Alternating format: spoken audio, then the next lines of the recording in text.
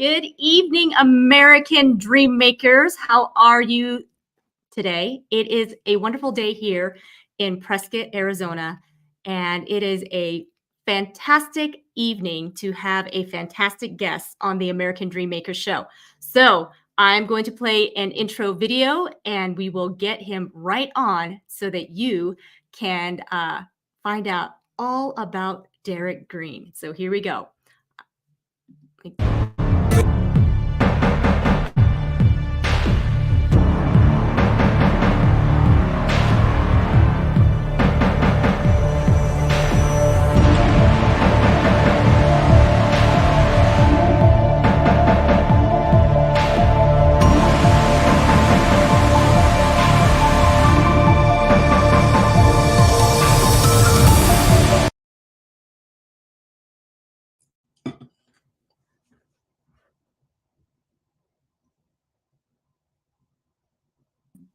Can you hear me?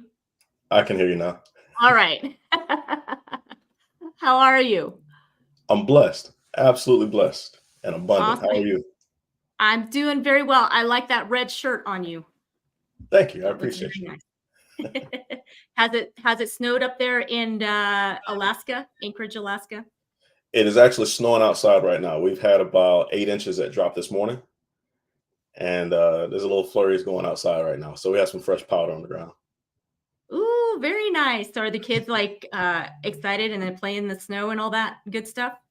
Oh, they will be when they get out of school because as I plowed the driveway, I built this snow hill in the front yard, and I bought new sleds, so they're going to get to sled down that hill.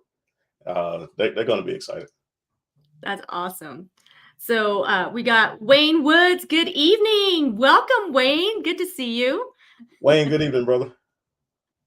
So, and then we've got also Waffles and Whatnot says there's teacher appreciation link here. So that's great that you've got this into the chat. So that's fantastic. Let's make sure we, get people to help out with Teacher Appreciation Week.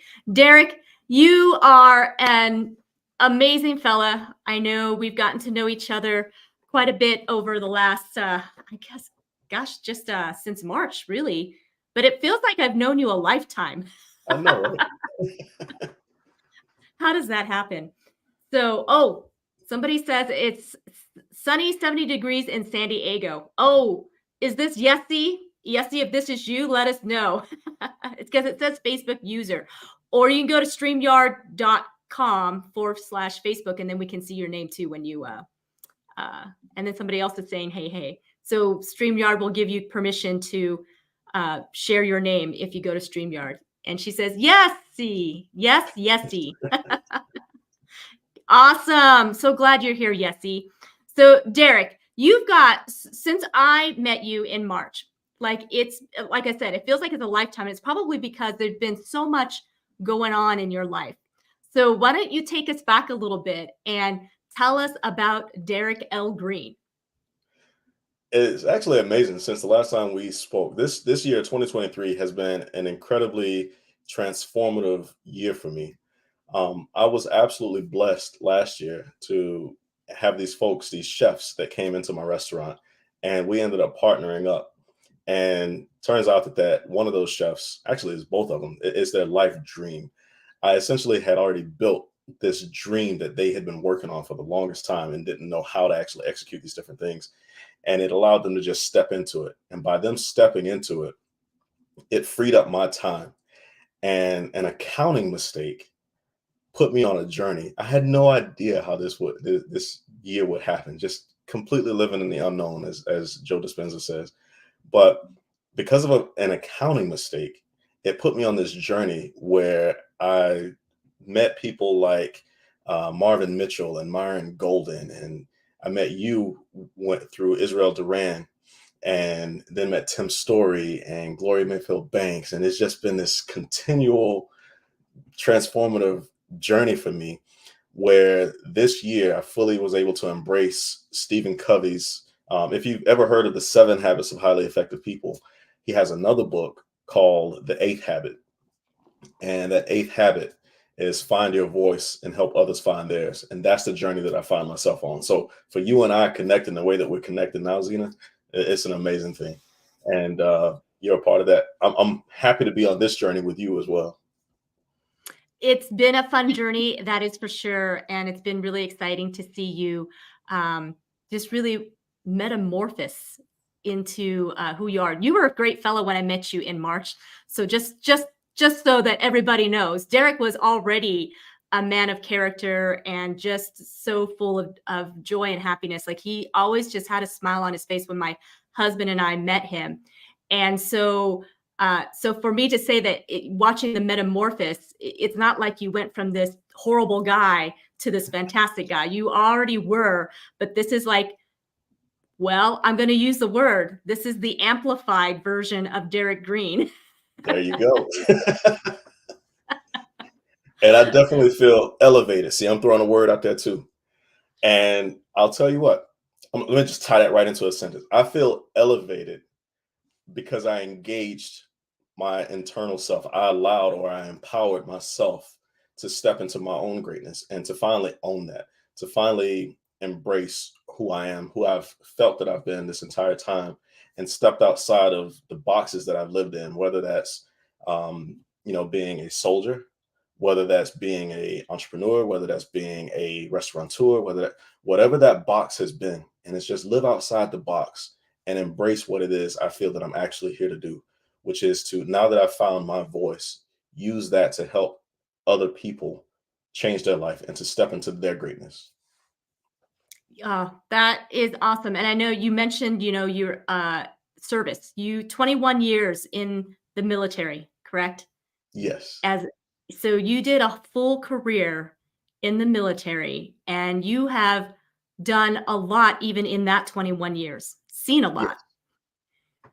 And Yeah. prior to that, you had quite a life. There's a like your life is definitely. I'm excited because one day there's going to be a book about Derrick Green and people are going to be very interested in reading about your story. But give us a little glimpse about what life was like for Derrick Green. Little tidbit of what it was like for you, and then you went into the military, and then where you are today. So prior to joining the military, well, let me start in the military. In the military, I was assisting a soldier that was suicidal, and I was escorting them back to this town in Alaska called Bethel. And while there were these mental health folks that had set up a booth, and they introduced me to this concept called ACEs, or this study that was called ACEs, Adverse Childhood Experiences Study, which I had never heard of. And I did this little on the spot test. And the original study had 10 childhood adversities that, if a person had faced any of these adversities, it would have an adverse impact on their life. Sorry about that. It would impact their life. And so, um, looking at that original 10, I realized that I had all 10. And I jokingly said, I handed the pamphlet back to him and said, well, I took your test and I passed it and I have extra credit. And their faces were just like, what? You got all 10 out of 10? And I'm like, yes. And this is when you started learning things like, hey, anybody that has suffered through some of these traumas, things like childhood witnessing substance abuse, witnessing violence against your mother, childhood neglect, abuse, physical neglect, these type traumas, childhood sexual trauma. Um, People started developing things like, they scientifically proved the correlation between those traumas and things like comorbidities like diabetes, cancers, depression, promiscuity, all different types of life issues. And as I looked at all of these different things, I was looking and going, well, holy crap, I'd better learn more about this to understand what's happening, because this shows that I could decrease my lifespan 4 to 12 fold because of these things that I've been through. And then I discovered that they had extended that study and added an additional 8. And out of the 18 childhood traumas that they've identified, I endured 17 of them in multiples. The only one that I missed was being raised in foster care. That put me on this amazing journey of self discovery, the discovery of toxic stress, which is one of those factors that causes all of these comorbidities in your body, toxic stress. And then it put me on this path of learning how to heal the body, because the body has the power to heal itself. And in doing that, it has just been an amazing experience. And I learned that all of those things that I endured in the 17 years before I joined the military As I was in the service as a sexual assault victim advocate and a domestic violence victim advocate and a suicide interventionist, I'll be talking with folks, and I understand that everybody that I was talking to came from an adverse background in the military. I've never met anyone in the military that came from like a golden spoon family. Pardon me. We all came from these adverse backgrounds. And so, if I were going to be truly effective as a leader, at the time I was a senior leader, I'm going to be truly effective in that role, or if I'm going to be truly effective as a military policeman responding to someone in crisis, or I'm going to be truly effective as an advocate in any one of those various roles that I was performing at the time, I needed to learn more about this so that I wasn't just arriving on scene and applying a band-aid. I was helping people discover something that they may have never heard of themselves, and then helping put them on a path to get their life in check, or to bring their life in balance. And so I've been talking too long. I'm sorry. You didn't ask for all that. No, I think that's great that you're sharing all that because that really gives us a glimpse into this journey that you've been walking because it's been obviously a lifetime journey. And yes, I know you mentioned this last year, there was a accounting mistake that propelled you into going to investing in yourself, in your company, which, by the way, Derrick L. Green is the founder of Waffles and Whatnot. And if you have not been up to Anchorage, Alaska to try his waffles out, you guys, you need to go. Although I did not get to go, I am going to go to Anchorage to have it. I was privileged to have waffles not in Anchorage, but I'm going to put it out there for the world. You guys need to go to Anchorage because the waffles are to die for. Like they were the best waffles I've ever tasted, and I have been craving it ever since. So Chris and I really do need to make a trip up to Anchorage, Alaska. Although we probably need to wait till things thaw out a little bit out there. But Either that or find a franchisee where you are in Prescott. oh, there you go. Yes. Yes. And that is absolutely, for sure an option. You guys, for sure, if you are looking at franchising something, Waffles and Whatnot would be it because you need to look that up because it is phenomenal. The recipes that you came up with. So I love that you tell us all about that because like I said, it's been quite a journey for you. And also give us a little tidbit about how you ended up making these waffles, these to die for waffles. Like it was quite a process and quite a story as well. It is a process and a story. So the thing with the waffles is I was previously married, and my wife had, hey Mitch. Hi, So Mitch. Mitch is awesome. My wife had cancer at the time, and I would sit in these chemo lounges, these oncology chemotherapy lounges, and I would just watch these women suffer. And for my wife, the third day after her chemo treatment was always the worst because she couldn't hold any food down, and she would have these spells of dry heaving, and I felt so incredibly just horrible for her. I felt like I wasn't providing service for her as a husband, as a caregiver, as a friend. And I spent 6 years as a cancer caregiver. What I did was I decided to completely change the way that we eat. I had to anyway, because any of the foods that she loved prior to, now when she tasted them, they made her nauseous. So I had to completely reinvent the way that we ate. And I developed these pancake recipes that were BRAT compliant, bananas, rice, apples, and toast. And later, my mom also had cancer, and my mom had HIV, which turned into AIDS because my mom was no longer able to take the medication that kept the HIV at bay because of the pesticides that were in the foods, the pesticides that were now in her body from ingesting these foods her entire life. What I did was I took that pancake recipe years later and decided to turn it into a waffle recipe. And standing on a sidewalk in downtown Anchorage, Alaska, I started trying to sell these waffles to people, and nobody wanted to eat them. And it's like, no, no, no, no, no, no. And they would come up with all these excuses of like, oh, I'm gluten free, or no, I can't have dairy, or I can't have eggs. So I eventually modified that recipe until I came up with something called a cardboard waffle. But not just a cardboard waffle. I went to the store and bought every single waffle mix that was on the shelf, every one of them, Zena. Brought them home, and I tortured my poor family, my poor kids. and I made them eat all these waffles. And as I was doing that, I started developing, like messing with my own recipe and tweaking it and tweaking it and tweaking it until I could beat every waffle that was in the store. And then until I could beat my waffle. And this is actually how I got started on this Facebook journey. Was I went back to that sidewalk and I would have people try the waffles. And instead of charging them for it, I would say, just try the waffle and let me record your reaction to biting it. And this is before I had a name. So I was getting authentic reactions from people. And you can still find these videos on YouTube of people trying the waffle for the first time and going like, oh my God. And I knew I had something. And it was amazing. Over the years, that has morphed into various things. For instance, my mom with her condition, looking at her taking all these pills that she had to take and realizing how much she hated taking these pills, I figured out from her little tackle box of pills what I could replace with spices and food. And in doing that, I came up with what is now called the badass yardbird or the baby. It is the signature breading, chicken breading that's served in the restaurant. And a lot of people may not know, or the public may not know, when they come in and they're trying this chicken and they're trying the waffles and they're trying the macaroni and cheese and the sauce that goes on the side, is that combination of three strips of chicken and that waffle, the apple cinnamon waffle when served on that plate, and that sauce that the chicken gets dipped in, is the right amount of protein that my mom needed on a daily basis, which would allow her, to have a couple days out of the week where she could skip taking all of those pills. It was the right amount of certain supplements that she needed.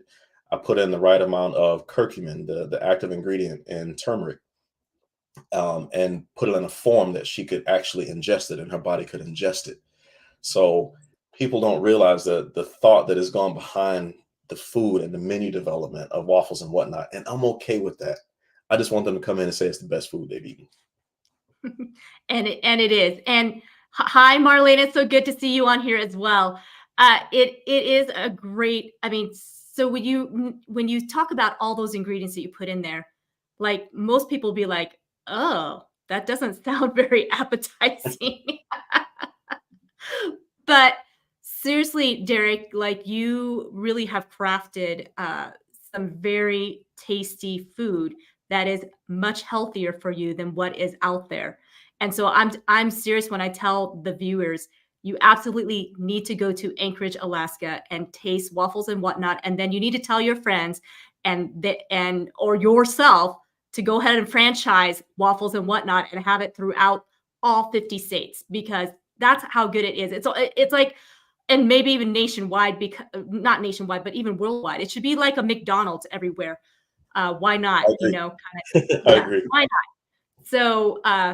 So I am just so proud of you, Derrick, because you are always moving and shaking, and you're very creative. And so this leads up to the next question, and the next project and thing that you are involved in coming up that is so exciting. But before, Wayne Wood says healthy food never tasted so good. That is very true. And then need it in Colorado, Mitch says. Yes, Mitch, you need to find somebody to bring it to Colorado, Mitch. And hi, John. So good to see you. We need this guy's info in Texas. Yes, you do. Yeah, for sure, John. John's a great friend. And yeah, absolutely. We need to bring it to Texas.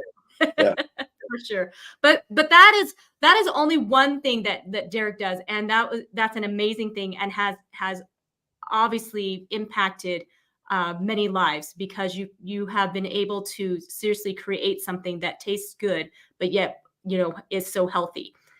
But it leads me to the next question for you. On this journey that you have come along, you had talked about how you are a man of many ideas. Yes. All the time, right? Yes. And something that I believe one of your superiors in the military said, Derrick, you have a lot of ideas, but you need to pick your pigeon. Absolutely. Tell us about what that means. So I am a creative machine. I am an ideator. I think all the time. My brain does not shut off, or wasn't shutting off until I learned how to meditate. But that's a different story. In that, one of my mentors, one of my greatest mentors, his name is Mike. Shout out to you if you're listening. But he came to me one day and he said, "Man, you're an idea machine. You have all these amazing ideas, and any one of them could change your life and could impact the world. The problem is that all these ideas are like pigeons. And you're looking at this flock of pigeons, and you're a hungry falcon, and you keep going up after the entire flock. And because you're going after the entire flock, you end up missing them all. You have to learn how to pick a pigeon, go up, kill that pigeon, eat, replenish yourself, and then you can go up after the next one." And at the time when he told me that, I didn't understand it, Zena. I didn't have the level of comprehension that I have now and the wisdom to understand the wisdom of his words. And I find that so many people in life operate the way that I was operating. As I'm writing my current book, I went back and I accounted because in 2019, I ended up losing my house and my restaurant within 24 hours of each other. And I did this assessment to try to understand how did I do that? Because the restaurant operated that day that we shut down and it was packed. So how do you go from having this very successful restaurant, being invited down to Facebook headquarters to meet Mark Zuckerberg and Sheryl Sandberg and all of these amazing things that were happening in life? How do you go from that to having your house foreclosed and losing your restaurant in that time frame? And I have to tell you that it wasn't until literally this year, although the Pick a Pigeon process is something that I've been going through, as I'm writing the book for Pick a Pigeon, I'm looking at it and I'm going, holy cow. There were 27 distinct jobs that I was performing. So I've fallen into that trap that Michael Gerber, the E myth, right? The entrepreneurial trap, the entrepreneurial myth. I had fallen into that trap of wearing every hat, trying to do everything, as a bootstrapped upstart. There were 27 distinct jobs that I was performing that you can find on Monster or Indeed. No one, I don't care who you are, no one can operate and function effectively running companies if you're performing 27 different distinct jobs for which someone is receiving a salary for in another company, right? And that ties into what Dan Sullivan and Dr. Benjamin Hardy talk about, which is the who, not how.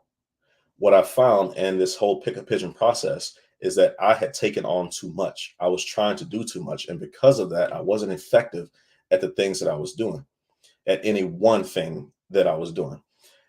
Now what I do is I'm traveling and I'm helping other people avoid those pitfalls and those mistakes that I made.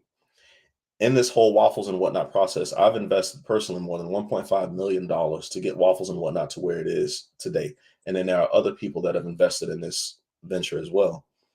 Well, for young upstarts and entrepreneurs that are trying to get their business off the ground, they may not have the resources that I had to start with. They may not have the mentors or the angels in their network to be able to support them in the way that I did. And they may not have the physical prowess or bandwidth or stamina or whatever you want to call it to perform all those crazy tasks, and they should not. So the Pick a Pigeon process, thanks for the question, is about helping people to prioritize, to develop an intentional focus so that they understand what it is that they should be doing at the time that they should be doing it.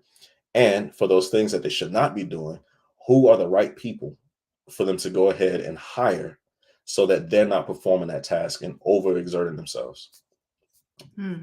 Especially when it comes, though I talked about business, especially when it comes to your life dream, what it is that you feel that you were put on this earth to do. And for those that don't know how or don't know what they were put here to do, I help them find their purpose as well. Oh, that's great because many of us really do struggle with going throughout our life and wondering what our purpose is. Yeah. And you definitely hit on something that I think part of that is that we are so not focused. We're just our minds go here and distracted and we're trying to tackle everything. And so in that it would be hard to find your purpose. So tell us a little bit more. You've got a really exciting event happening in January. And I've got it on the screen here called Amplify Your Life. And it's a women's summit, January 27th. And it is in the Charlotte area. So you guys, there is a QR code. So if you want to register, tell us, Derrick, why are you going to be at a women's summit and delivering your message here. First, I am incredibly honored to be on that stage. It is a women's summit, and I'm obviously not a woman. So, well, maybe not obviously, it is 2023, but I'm not a woman, right? So, to to be selected and to be allowed to stand on that stage with all of the great speakers that are going to be there is an amazing honor. First and foremost, this journey that I'm on can be summarized or boiled down to one word, which is one of love. I love what I do. I love myself now, and I love helping people fall in love with themselves. For me, and this is not a religious thing, it's a spiritual thing. It is the greatest source that exists that created everything. Call it God, call it the universe, call it whatever you want to call it. Source, the hand that guides all, whatever you want to call that energy. It is love. It is pure love. And now that I've found my voice, the greatest thing that I can do in return for this gift that I was given called life is to help other people find their purposes, right? To help other people find their purpose and to unlock their greatness along their journey. So why I'm going there to be on that stage is because, in my opinion, women are the powerhouses of our society. You guys provide so much support and the backing behind men.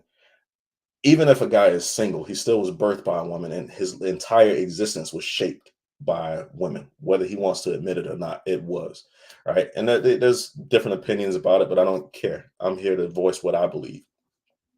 Because of that, though, I also know that there are a lot of people that feel silenced. There are a lot of women that either have not found their voice or they feel stuck in a situation many times because of financial obligations, because of family obligations, because of what the parents will think, what religion will think, whatever. But that doesn't mean that, living in those realities does not mean that they have to be miserable or die miserable or anything like this. They can still live their purpose. They can find their voice. There's a small voice inside of them that have been talking to them often since they were little girls about what impact they want to have on the world. And though family may have convinced them to become a lawyer or a doctor or an accountant or a nurse or a teacher, if their purpose is to do this thing over here, what I want to do is to amplify that voice inside of them. I want to first help them narrow that down to where they understand this is what I want to do. And then to be able to put that in a format where we can then use this idea machine that I have and the greatness that's inside of them to create action steps and the plan behind those action steps. Because then what you have is something like what I have here in this book, where you can read many great books in your life, but when you write down the book of your life, when you begin this book on the inside, what you want to contribute to the world, what you feel you were put here to do, and then someone helps you put action steps behind each of those tasks, and you can look at that like your journal of life that you can open up every day. What am I going to do today? Or what am I going to do this week? Or what am I going to do this month? Or what is my goal for this year? And you have that in a format where you can check it off or highlight it or whatever is your thing of how you can measure your success in life. You have a roadmap. You have a roadmap to your greatness. I want to help people find their roadmap to their greatness. Oh, thank you, Derrick, for sharing all of that. And for those of you out there, Christmas is coming around here, and the new year is going to be here before you know it. So, for all the women that are in your life, and if you're a woman yourself, I really encourage you to sign up for Amplify Your Life. And we've got the web page right there, amplifyyourlife.live, also the QR code up top, because it's going to be phenomenal. For you need to come and hear Derrick, and for him to give you the tools and strategies, which obviously today we don't have enough time to get all that to you. But as you can hear, his passion, his heart is truly to help you. And I love what you said to Derrick before. Actually, I also want to say, if you purchase a ticket today in the next 24 hours and you use Derrick 20 as the coupon code, you get 20% off. So So I'm going to let that kind of roll down there so that as our viewers are watching, they can tell their friends, put it in the chat, let other people know. And but I love what you said about that you value women, that everybody is affected by having a woman in their life, like whether you admit it or not, somehow a woman has shaped your life, and now you want to contribute and give back to women. So ex- expound on that even just a little bit more, because I want to know, I want to get to the heart of why you have such a passion to help women, because not all men feel that way. My life has been deeply impacted by what I call two mamas and a baby. So I had my grandmother, my dad's mom, and she was my absolute soul. I love that woman. Rest in peace, Barbara Johnson. I absolutely loved my grandmother because my grandmother would have me listen to her. She would talk, we would sit and have conversations, and she always had the utmost respect for me, and I had the utmost respect for her. And as she endured the different things in her life, like having kids that were sitting in prison, when they would write her letters, she would have me read those letters to her. And what it did was open my mind up as a young man to understand that that was something that was a path that I would never want to go down. I would never want to hurt her because as I would listen, like my dad is in prison, my dad has been in prison my entire life, essentially. And as I would read these letters to her, I got to experience her pain. And some people will say that was a vicarious trauma. It was an absolute blessing. It was a blessing because I got to see how your actions impact the people around you, and you don't see the suffering that they have as you're talking your trash or you're just letting whatever fly out of your mouth. You may not see the impact that your words have on people's hearts. I got to experience that, and it turned me into a very empathetic being as a young child. Then there was my mom. Regardless of the various traumas that I suffered at the hands of my mom, I realized that this was a woman that did not have to give birth to me. For whatever reason, she decided to bring me into this world. She didn't have to do that. Right. I could have very easily ended up as a flush down a toilet, or, and I'm appreciative for this life that I've been given. And in that, I got to pull many things from my mom. My mom was a consummate hustler, right? She was always doing something, whether it was crafts, whether it was growing earthworms for people to go fishing, whether she was then taking those earthworms to go catch the fish, fry them up and cook them up and selling fish sandwiches. You name it, my mom was doing something, right? And she was always a community focused person. And I appreciated that. So I take the lessons that she had. And that, in those times where my mom had to work 2 or 3 jobs, I'm telling my age now. I'm an 80s baby, literally 1980. So this is back. I remember when minimum wage was raised to $4.25 an hour, and my mom was excited. The minimum wage was raised to 4.25. It's like, but 4.25. When you go to the gas station and you see gas is 97 cents or $1.50, and you 4.25, and it takes you this many gallons. Started doing the math on these things, and I've always been an intellectual kid, so I start analyzing and looking and going, she's working her butt off. She's packaging fruit, she's doing home health care, she's breaking her back, she's coming home, she's having us massage her feet, massage her hands, and I'm looking at how swollen her ankles are, and all of that while unbeknownst to us, she was suffering with the mental struggles of understanding that she has HIV at a time where HIV and where I come from in Fort Pierce, Florida, was running rampant and killing people. We had a funny name for it called a kicking chicken, because somebody would find or would have HIV, and then they'd be here and they'd be gone. Mm. And yet the love that she showed by sticking around, because she could have given up, but she stuck around to take care of us. That was something that was very powerful. That nurturing behavior of the mom. I'm a great dad. I'm an amazing father. You will never hear me say that I have the nurturing that a mother naturally exists or naturally exudes, right? Y'all are built different. Y'all are wired different. I'm built to take care of my family, to be a provider. So it's just a different thing. And then the baby. The baby, I have several babies, but my wife at the time that had cancer transformed my life. One of the most profound moments of my life. We were married for 14 years total, and it was not all peaches and sunshine. It just was not. And towards the end of her life, we had actually gotten legally separated. I moved out of the house and got an apartment. This is while she's enduring cancer treatment, but I still never missed an appointment. I always went to all of her appointments and tried to be there for her and support and in love as much as I could. The last 3 months of her life, she asked me to come back. She asked me to move back in to take care of her because her mom and dad, she wasn't able to use the bathroom on her own anymore. And her mom and dad couldn't carry her up and down the stairs. That became my job. That was my role anyway. I'm the husband. It's not the dad's responsibility in his elderly years to lift this child. Although you can see, I got to witness, I was blessed, Zena, to witness the pain in the eyes of a mother and father watching their child deteriorate. I had the perspective of being a husband that my wife was 33 years old and in the FBI, this vibrant, young, incredibly intelligent woman. I got to watch her transform into a 90-year-old being. So, from the perspective of a husband, that was heart wrenching.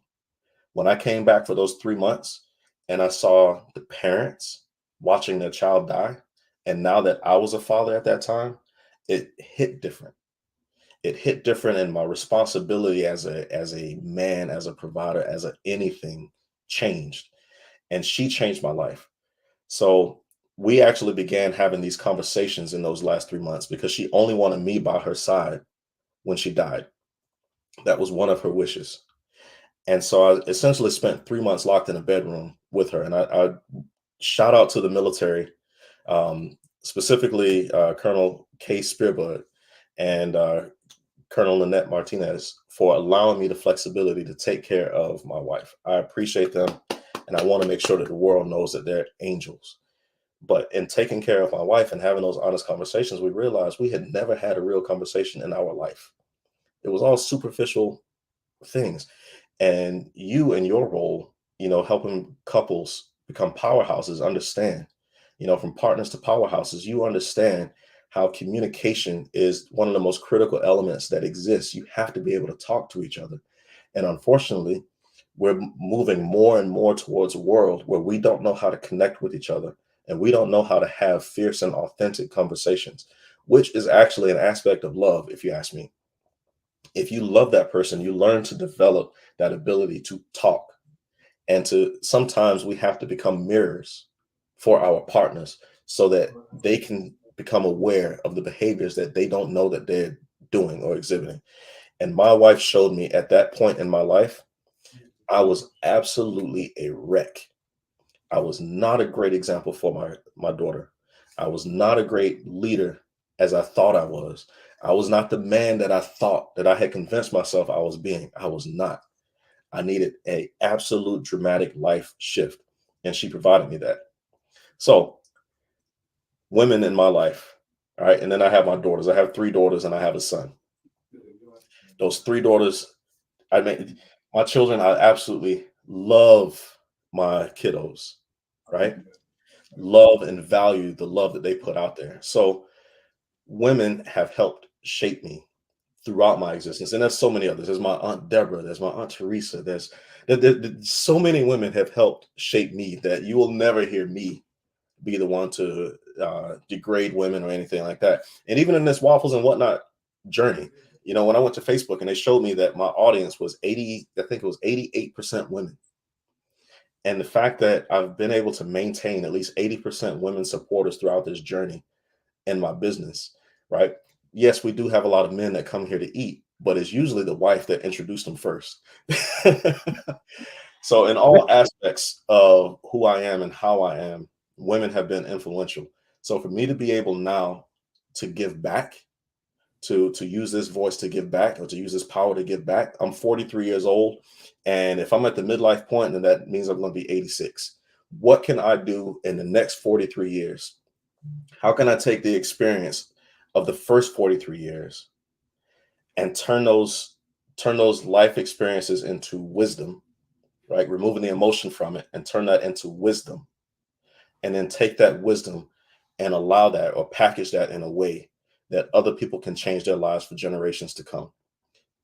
That's what I'm aiming at.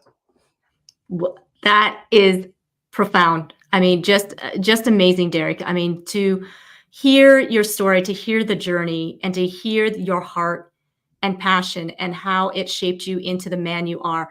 Because it's not maximize the moments in life. Yeah, for sure. It's not it's not easy, to be a single mom and to raise the kids. And when you describe your mom working so many jobs, and then she gets hit with a diagnosis. And back in the 80s, it was, like you said, people were dying. When they were diagnosed, it wasn't very long before they were gone. Um, and so to see that struggle and to see her just really go through it, I can understand why you ended up having such compassion and empathy for those that struggle with that. And so a lot of women do struggle with worth, self-worth. Am I even worthy of this? And your mom, it sounds like she had a hard time in relationships, so ended up being a single mom. Your dad was in prison. So I really love hearing your heart speak here, and I'm really excited to see how you are going to impact so many women at this Amplify Your Life Women's Summit. And so tell us a little bit about your excitement. I know you said you are excited and you feel very privileged, but really, are you excited to come to North Carolina? I mean, is this something that's been on your list of places to go? I'm excited. First of all, North Carolina is one of the places that I'm evaluating for when my family leaves Alaska. Will that be where we go? So, yes, in that respect, I'm absolutely excited to go to North Carolina. I've been to North Carolina before. My mom used to live in Wilmington, and I have family in North Carolina. So, I'm excited to go back down there and to be in that environment. Amplify your life. First of all, I don't feel that I'm the best speaker on that stage. There are such talented voices that are going to be there with these very powerful messages. And for me, I want to do everything that I can in support of their success.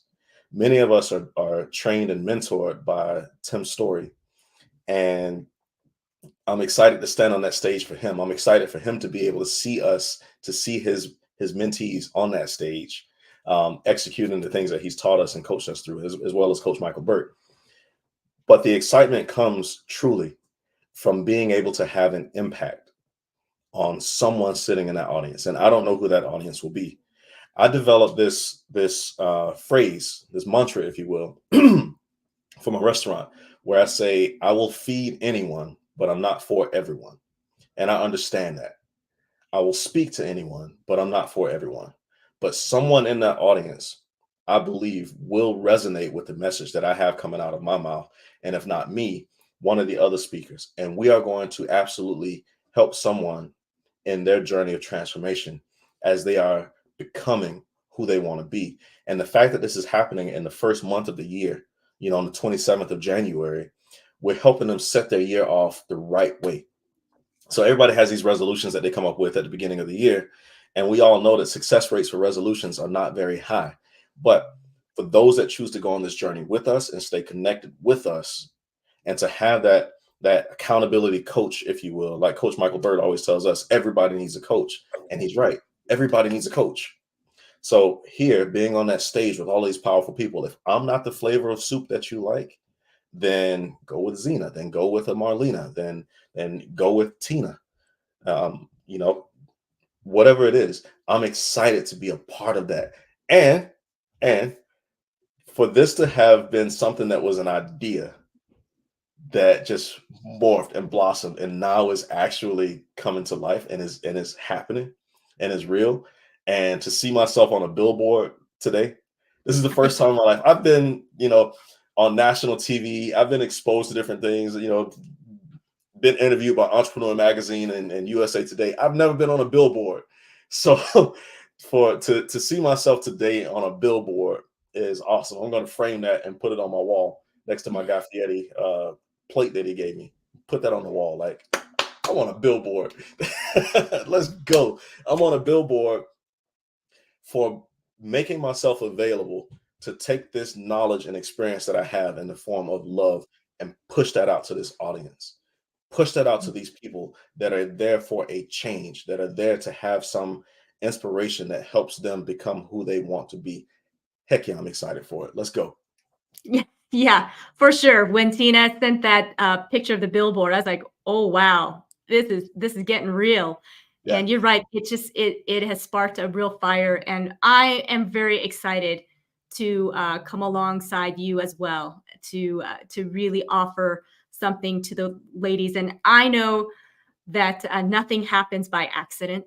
I am a firm believer that there are no accidents in life. That this is a divine appointment at a divine time, and so the women that are going to be attending are just going to be very, very blessed. So again, you guys, I can't emphasize enough. Now's the time. Use Derrick20 coupon code and get your mothers, your wives, your sisters, get them to this event because this is going to be life changing. It's going to be really fundamentally in a way it from the inside out it's going to be changing. And I know you're like, well, how can that be on a one day event? Well, when you see the lineup of the speakers, and because most of us have been trained by Tim Story and Coach Burt, these, if you know who these men are, uh it's going to be dynamic dynamo. I will challenge you with this. Any person that's questioning how can a one-day event be so transformative? I would ask you this: how can one traffic accident change your life? How can being raped one time be such a transformative event? How can one good hug or one person telling you that they love you or one glance across a cafe where they look at you and wink or smile or something like that change your life? If you can believe in the possibility that a traffic accident can change your life, then don't dismiss the possibility that spending one day with these powerful speakers that are just there to wrap you in love and help you become your best self, don't dismiss the fact that those people can also, or that one day could change your life. That's the way I would frame that. Very well said, Derrick. You are a man of great and many words, and I am so glad that you have found your voice and excited for the future for you as you get out there and launch. I mean, like I said, it has been a journey walking with you, watching you grow, and becoming the man who you are today. And I'm excited for the man who you're going to be tomorrow and next year and the year after that, because it is, until we take our last breath, that really, really should be our goal, is to continue to grow and learn, change and shift and help other people, so that, because we're all going to leave some sort of legacy in this life, Yes. right? And so Yes. we got to choose a legacy that we want to leave. And I am so glad to hear your children are being left something really profound that your father wasn't quite able to do. I know he's still alive. Is he still Yes. alive, your father? Yes. Yeah. And it's so, I mean, he still has time, but I know he wasn't able to give you that. And but yet you're able to turn around and make things different for your children. And I see that. I see that everything you do, it is for your family and it is for the rest of the world. And so it's very exciting. So amplify your life, Women's Summit, amplify your life li- amplify your life dot live. Gosh, Not I'm live, yeah. yeah. Got a tongue twister here. And you guys, we hope to really see you there. If you've got any questions at all, please feel free to reach out to Derrick or myself. Derrick, how would someone get a hold of you? So you can visit derricklgreen.com, Dell Derrick Green, just like the color.com. And you can reach out to me, send me a message. I do mentor and do coach people, but more importantly, right now, what you just hit on, Zena, is this thing of people that are trying to become their best selves and leave a legacy. What better way to leave a legacy than to have your book of life written, identified, and then you have something to measure your success in life by. You have something, a reference to go back to. You have your own personalized book of life. It's better than the memoir. This is what you want to achieve. And now you know when you're saying your prayers, how to put these action steps behind it. So it's not just Jesus take the wheel. It's you've put work behind it to learn how to drive. And now, Lord help me, help guide me, help steer me. And it's more in that respect. So yeah. Yeah. Very, very, very exciting. I cannot wait till January 27th. I can't wait till Christmas. I'm excited about Christmas too. Don't get me wrong, because that obviously is the upcoming thing. But wow, I am so excited for next year. I'm so jazzed up to see you.